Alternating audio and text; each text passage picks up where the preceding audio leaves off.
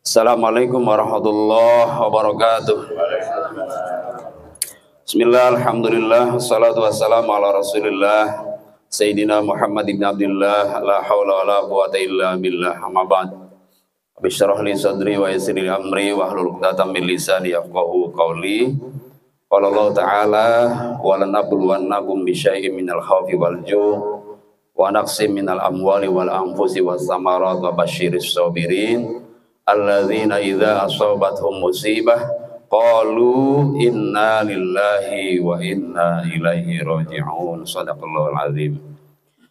Yang sama-sama kita hormati keluarga besar Bapak Haji almarhum Bapak Haji Paryono, anak, istri, mungkin ada menantu, cucu, dan lain-lain, termasuk abang, adik. Semua kita yang hadir, ada Bapak RT, ada sesepuh, Pak Haji Ahmad, dan lain-lain. Semoga Allah berikan karunia kesehatan kepada kita semua yang hadir, diberinya rezeki yang banyak, yang halal, yang berkah, dan selalu istiqomah ibadah pada Allah Subhanahu wa Ta'ala. Jamaah sekalian rahimakumullah, malam hari ini kita bertakziah. Takziah itu adalah mengunjungi keluarga yang ditinggal oleh seseorang yang meninggal dunia. Untuk menghiburnya disebutnya takziah. Caranya bagaimana? Caranya ya sesuai dengan kemampuan kita. Pokoknya keluarga terhibur itu sudah termasuk takziah. Umumnya pakai doa. Yang sabar ya. Nah gitu, umumnya begitu tuh takziah tuh. Udah gitu pulang ya. Ada lagi dengan cara baca-bacaan. Kalau nggak ada baca-bacaan kayaknya kurang afdol, ya sesuaikan saja dengan mazhabnya. Yang nggak biasa ya jangan dipaksa. Orang nggak biasa tahlilan dipaksa tahlilan, ya nanti ribut ya. Jadi yang biasa saja. Nah, malam hari ini adalah malam ke-7 ya Pak Haji ya? Malam ke-7 ya, malam ke-7. Yang pertama saya ingin menyampaikan nasihat untuk saya sendiri dan jamaah sekalian. Yang kedua untuk keluarga. Kalau untuk yang meninggal ya doa. Kalau nasihat nggak nyambung. Orang meninggal itu ya sudah nggak bisa protes, nggak bisa usul. Cuman bisa menyaksikan bagaimana tuh anak cucunya, keluarganya bisa menyambung silaturahim tidak, bisa meneruskan perjuangannya tidak dalam ibadah dan lain-lain. Yang pertama, Nabi bersabda begini, kafa bil mauti wa'idho, cukup kematian itu menjadi nasihat. Bahasa lainnya, yuk jadikan kematian sebagai nasihat. Kalau Gus Dur sengaja Pak nyari orang mati, ziarah maksudnya. Kata Gus Mus waktu di Mesir, beliau bersama Gus Dur itu hampir tuh kadang seminggu 2 kali ya, pokoknya siapa saja ada makam diziarahi. Tidak harus makamnya orang alim, pokoknya dari ziarah itu bisa mengambil nasihat, tuh sudah menjadi ilmu bagi kita. Misalnya iya ya, orang sudah meninggal mah nggak bisa menggunjing, nggak bisa protes, nggak bisa ngeluh. Udah secukupnya yang dia dapat saat hidup, membekali dirinya untuk menuju ke akhirat.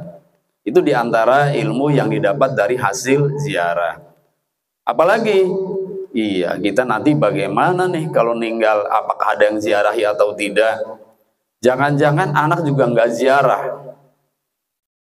Orang lain belum tentu. Kalau orang lain belum tentu, kalau anak nggak mungkin ziarah, apalagi orang lain. Sehingga berpikir bagaimana supaya anak-anaknya bisa berziarah. Berapa kali seminggu? Ajarannya itu seminggu sekali. Seminggu sekali, malam Jumat, maksudnya Kamis sore. Kalau nggak Kamis sore hari Jumat, kalau nggak hari Jumat hari Sabtu sebelum duhur, itu waktu ziarah yang bagus tuh waktu-waktu itu. Nggak bisa seminggu sekali, berarti ada kekurangan dari segi kecintaannya pada orang tuanya. Tambah lagi sebulan sekali nggak bisa juga, setahun sekali. Kalau setahun sekali nggak bisa juga, kebangetan. Masa setahun sekali nggak bisa? Ya udah gitu baru sadar kuburannya mau digusur karena nggak bayar pajak. Nah, jangan sampai seperti itu seorang anak ya. Nah, oleh karena itu nasihat yang mengena bagi kita yang masih hidup, sampai berpikir ke sana, bagaimana supaya nanti kita meninggal ada orang yang rajin ziarah. Itu pertanda orang baik, Pak. Kalau ada yang rajin ziarah itu pertanda orang baik. Kalau tiap hari nggak putus-putus, itu tandanya waliullah. Tiap hari nggak putus-putus orang ziarah, pagi, siang, sore, malam terus nggak berhenti. Itu tandanya kekasih Allah. Kita kalau mengharap tiap hari nggak putus-putus berat sekali, karena itu waktu hidupnya luar biasa perjuangannya mengawal agama ya, kemudian membersamai umat bagaimana supaya tidak tersesat, pandai beribadah, mampu bersedekah dan lain-lain. Itu perjuangan mereka semasa hidupnya untuk umat manusia, untuk umat Islam khususnya. Maka hadirin jamaah sekalian rahimakumullah, dari takziah ini ya, ada tahlil, ada sholawat, ada yasin. Kita berharap terutama anak-anaknya ya, cucu-cucunya, berharap semoga dari tambahan doa dari kita ini menjadi bekal buat beliau Bapak Haji Paryono yang telah wafat 7 hari yang lalu. Tetapi sesungguhnya bekal yang abadi, bukan Pak Ahmad Abadi ya. Bekal yang abadi itu adalah bekal yang diperoleh dari dirinya sendiri. Bekal dari kita bisa habis, seminggu habis, 2 bulan habis, tahun habis. Makanya di kalangan orang NU tuh ya nggak putus-putus, tambahin lagi, nggak cukup setahun ya, nggak cukup 40 hari, setahun, terus tiap tahun disebut haul. Itu untuk membekali mereka, orang-orang yang sudah meninggal dunia. Emang ada dalilnya? Dalilnya itu Bapak Ibu jamaah sekalian rahimakumullah, kalau bicara haul sih nggak ada dalilnya. Tapi bicara bebasnya memahami dalil yang Allah ajarkan kepada kita, itu adalah hak kita untuk berbuat sesuatu yang bermanfaat bagi orang yang meninggal. Misalnya Allah mengajarkan doa, Rabbana ighfir lana wa li ikhwanina alladzina sabaquna bil iman.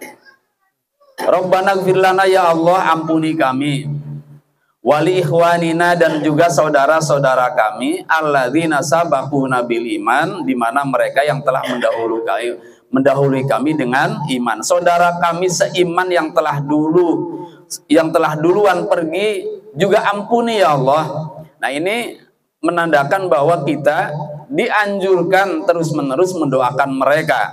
Kalau Allah yang menganjurkan, masa iya sia-sia?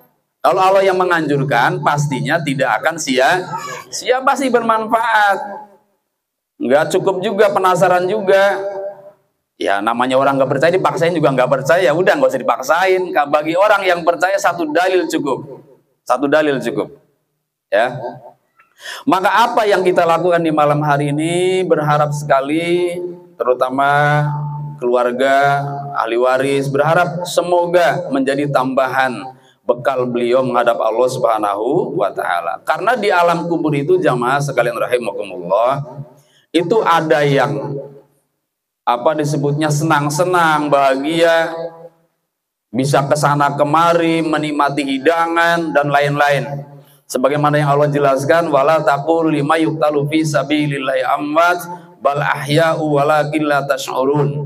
Jangan kalian katakan mereka orang-orang yang gugur di jalan Allah itu mati, tetapi mereka hidup, tetapi kalian tidak menyadari akan kehidupan mereka. Jadi orang-orang yang berjihad di jalan Allah, ketika terlihat oleh kita mereka gugur, meninggal, sesungguhnya mereka tidak mati tetapi mereka hidup.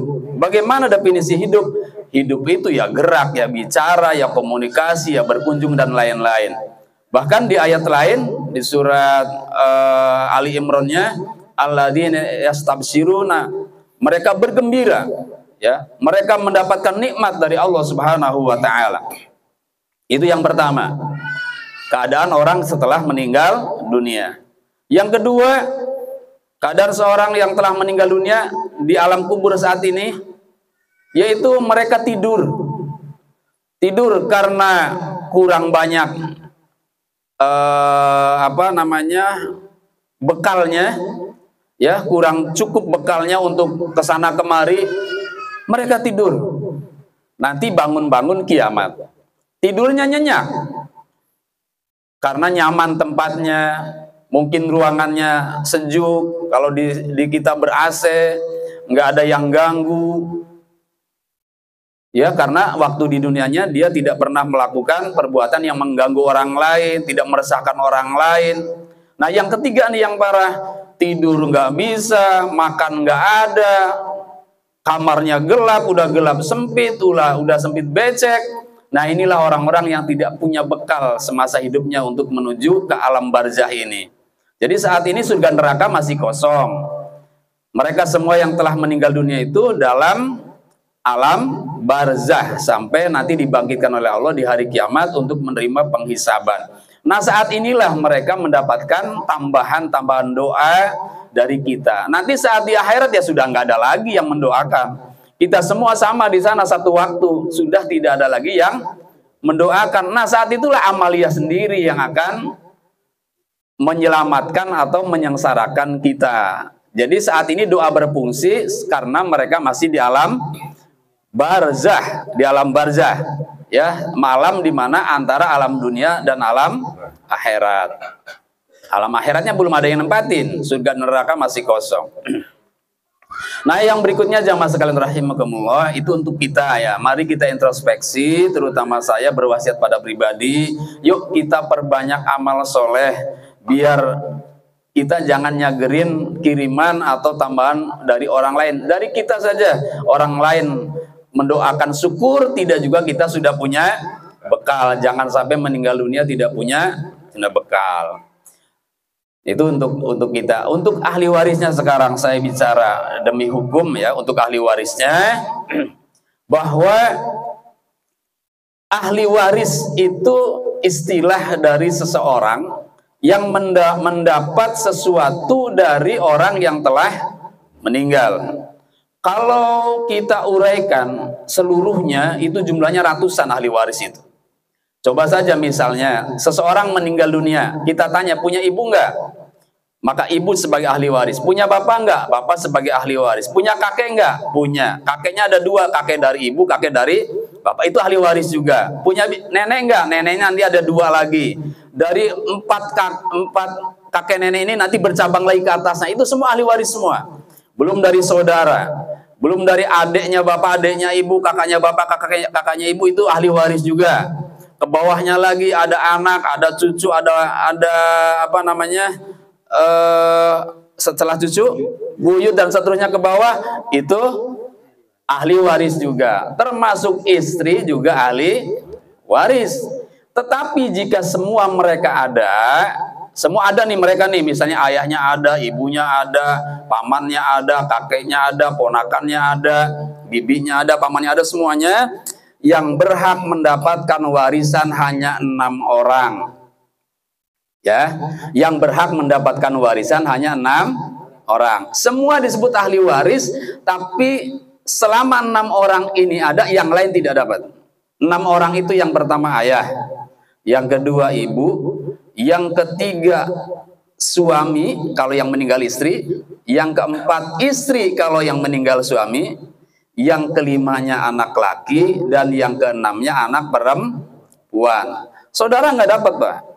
Saudara nggak dapat selama 6 orang ini ada. Nanti uraiannya lebih panjang lagi ya, bukan di sini tempatnya. Ada majelisnya, kursus disebutnya. Ya, kalau Bapak mau berdalam, ayo saya saya siaplah membersamai. Insya Allah kalau ada waktunya. Nah, jadi 6 orang ini pasti dan harus mendapatkan warisan. Jangan sampai ada yang terdolimi.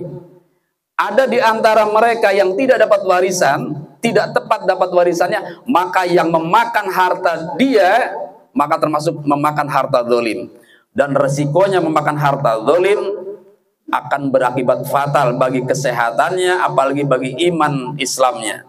Bisa jadi karena serakah misalnya, ya, dia ingin dapat banyak, dikelabuilah saudara-saudaranya, lalu dia dapat banyak, padahal harta Allah itu yang banyak bukan hanya itu. Nah, ini yang jarang diketahui oleh manusia. Yang banyak itu bukan itu, yang banyak di sisi Allah lebih banyak lagi. Maka ingat, kalau kalian serakah mendapatkan harta warisan, maka akibatnya akan fatal. Bisa jadi nanti pelan-pelan akan Allah ambil lagi. Apakah lewat sakitnya yang tidak berkunjung sembuh, apakah lewat kehilangan, lewat kecopetan dan lain-lain. Pokoknya akan Allah ambil dan akan Allah sengsarakan mereka yang serakah terhadap harta warisan. Maka hati-hati, jangan sampai di antara 6 orang ini jangan sampai ada yang tidak dapat. Ya, ada yang tidak dapat. Saya contohkan saja yang mudah dulu deh. Dulu Ustadz Uje itu siapa? Jeffrey Al-Bukhari ya. Kan waktu meninggal kan punya ibu ya. Punya ibu enggak? Bukan istri lah ya, istri sama ibu beda.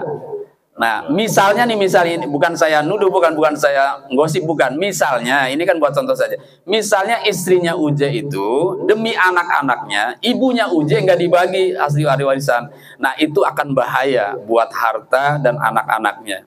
Karena ibunya itu adalah punya hak mendapatkan harta warisan. Yang tadi disebut anak itu anak kandung. Kalau anak angkat tidak bisa dapat warisan. Bagaimana caranya supaya dapat? Nah, itu ada lagi caranya. Bisa dengan cara hibah, bisa dengan cara wasiat. Kalau wasiat untuk ahli waris enggak sah.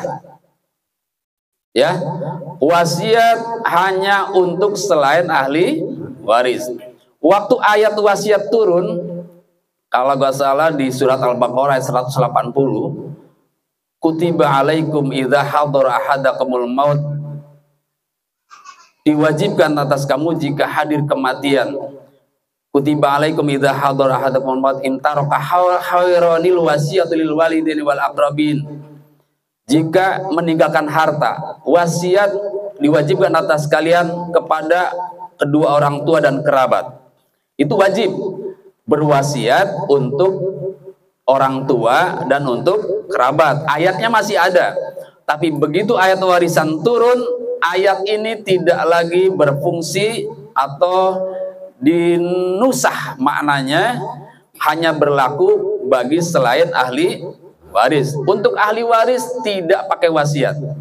Untuk ahli waris dengan cara warisan, ilmu warisan. Misalnya, yusikumullahu fi auladikum lidzakari mithlu hadzil unsayain. Itu surat An-Nisa ayat 11. Untuk laki-laki dapat 2 bagian, untuk perempuan dapat 1 bagian. Nanti wali abawaihi likuli wahidin minhum as-sudus, untuk ibu bapak masing-masing 1/6. Untuk istri di sana dijelaskan dapat 1/4 atau 1/8, tergantung yang meninggal ini punya anak atau tidak. Kalau yang meninggal punya anak, maka istri dapat 1/8 harta warisan. Jika si yang meninggal ini tidak punya anak, maka istri dapat 1/4. Nanti dibalik, kalau yang istri yang meninggal, suami dapat 1/2 atau 1/4. Dapat 1/2 bila yang meninggal tidak punya anak, dapat 1/4 jika yang meninggal punya anak. Nah, itu ketentuannya seperti itu. Nah, untuk lebih jelas dan lebih detailnya, ya sekali lagi ada ilmunya, namanya ilmu faraid atau ilmu mawaris. Kita buka surat An-Nisa ayat 11 sampai ayat 12, dan An-Nisa terakhir itu lengkap sekali keterangan tentang itu. Maka sekali lagi, umumnya orang masyarakat Indonesia wabil khusus ada yang kemudian membagi harta warisan dengan cara bagi rata. Itu salah. Itu salah. Kan kita sama-sama anak, anaknya bapak, laki perempuan sama saja. Itu namanya menghindari hukum-hukum Allah yang telah ditetapkan oleh Allah Subhanahu wa taala. Tidak seperti itu, kecuali sudah dibagi seperti ketentuan yang Allah tetapkan, lalu di ujung saling berbagi rata. Itu nggak ada masalah kalau begitu. Ya, itu namanya disebutnya toleransi atau sifat kasih sayang yang muncul belakangan setelah melalui pembagian harta waris secara qat'i melalui Al-Qur'an dan hadis Rasulullah Shallallahu alaihi wasallam. Jadi tidak dibenarkan membagi harta warisan dipukul rata untuk anak laki-laki dan anak perempuan, juga untuk istri-istri yang meninggal. Jadi ada ketentuannya, ya. Oleh karena itu jamaah sekalian rahimakumullah, mari kita hidupkan ilmu yang akan habis, akan hilang ini. Ya, terutama ada lagi nih Pak, yang jadi apa ya? Yang jadi apa, miris kalau saya melihatnya. Ada orang tua berwasiat begini. Nah, sini semua kumpul katanya. Begini, kalian kan anaknya 5 nih Pak ceritanya misalnya. Kalian sudah pada punya rumah semua, ya. Ini adikmu yang bontot nih kan belum punya rumah. Nanti kalau bapak tidak ada umur, nih rumah ini buat adikmu, buat anak bapak yang bontot. Nah ini namanya wasiat Pak. Wasiat yang seperti ini tidak sah dan boleh dilanggar. Kenapa?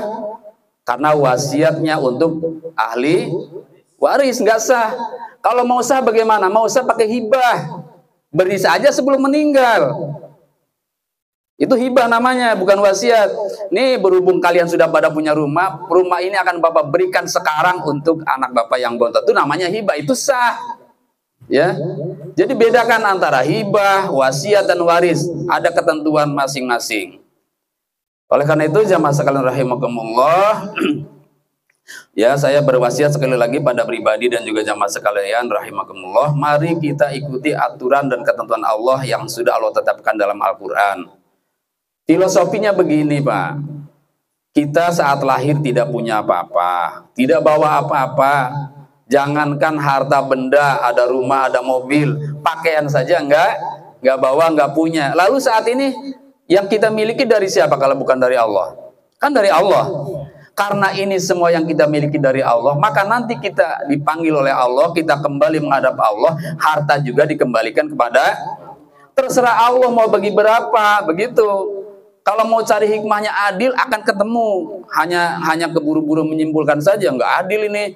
Orang anak perempuan yang merawat sakitnya dari 2 tahun yang lalu begitu meninggal, kok anak yang laki-laki yang baru datang dari perantauan tiba-tiba dapat lebih besar. Nggak adil itu namanya. Nah ini yang konsep seperti ini yang mengikuti logika dan mengikuti nafsunya. Padahal keadilan Allah tidak seperti itu. Keadilan Allah itu bila hambanya ridho, Allah akan berikan harta yang banyak. Misalnya si perempuan ini yang merawat bapaknya sakit, ya bertahun-tahun, misalnya 2 tahun dirawat sama dia, dicebokin, disuapin, dimasakin, dimandiin. Tiba-tiba begitu dapat warisan, dapatnya lebih kecil daripada saudara laki-lakinya misalnya. Udah gitu laki-lakinya kemana? Nggak pernah merawat, nggak pernah ngirim, ya merantau jauh. Tiba-tiba begitu dapat warisan, dapat 2 kali lipat si perempuan ini. Nah bagi anak perempuan seperti ini, jangan hitung-hitungan. Kalau konsepnya hitung-hitungan, kerjanya pengen dibayar dengan warisan, itu kerja Anda tidak ikhlas. Bakti Anda tidak dihitung bakti kepada orang tua, karena Anda telah mengharapkan harta dari orang tua dari hasil jeripaya Anda sebagai anak saat mengurusi orang tuanya sakit. Tapi kalau Anda ridho, Anda ikhlas, maka Allah akan ganti dengan yang lebih banyak. Kalau dia belum punya suami, maka akan dipilihkan oleh Allah suami yang taat, suami yang kaya, suami yang ganteng. Tapi kalau dengan cara begitu, itu Anda termasuk orang yang serakah, yang tidak ikut konsep Allah dalam pembagian warisan. Maka ini perlu dipelajari kembali oleh kita, dihayati lalu kita amalkan. Insya Allah kalau kita iman takwa kepada Allah Subhanahu wa taala, ketentuan-ketentuan Allah yang sudah Allah tetapkan dalam Al-Qur'an dan sabda Nabi akan bermanfaat buat kita, khususnya bagi ahli waris. Barangkali itu saja, semoga bermanfaat. Mari kita doakan, mari kita berdoa agar apa yang dihajatkan oleh anak-anak daripada Bapak Haji Paryono, ya dikabulkan oleh Allah Subhanahu wa taala, untuk almarhum, almarhumah diampuni dosanya,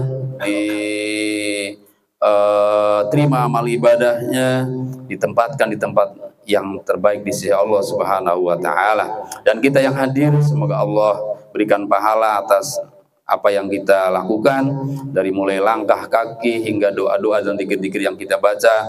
Semoga Allah berikan pahala, Allah berikan berkah karomah, dan kepada yang hadir khususnya semoga Allah juga berikan istiqomah agar selalu ibadah kepada Allah Subhanahu wa taala sampai akhir hayat kita, sehingga wafat dalam keadaan husnul khotimah.